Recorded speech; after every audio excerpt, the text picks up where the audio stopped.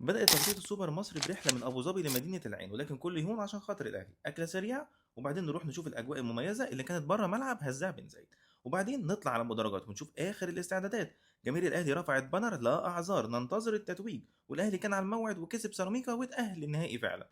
بعد كده رحت تاني يوم استلم الباركينج باس لمباراة النهائي، ورحت الملعب من بدري جدا، ده النهائي يا ناس. لعيبة الأهلي بدأت تنزل وكانت الثقة واضحة قوي على الكل، السوبر هيكون أهلاوي.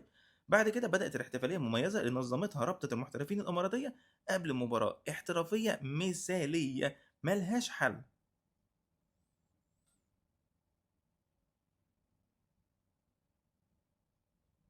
جماهير الأهلي بترفع تيفو مميز جدا قبل المباراة، وتبدأ المباراة على طول.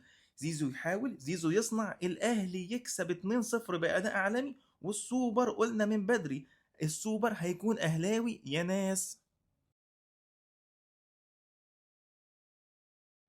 احتفالية عالمية، لعيبة الأهلي بتحتفل في أرض الملعب والجمهور بينبسط، وعاش الأهلي وعاشت الإنجازات. السوبر أهلاوي. عشان خاطر يا لعيبة ابنوا على المباراة دي لكل اللي جاي، الأداء النهاردة كان ممتاز، كل حاجة عملتوها كويسة. نقدر نبني من المباراة دي على كل اللي جاي، أداء كان كويس، الروح كانت جميلة جدا ما بين كل اللعيبة. كل اللعيبة تم الإشادة بيها، مبروك للأهلي.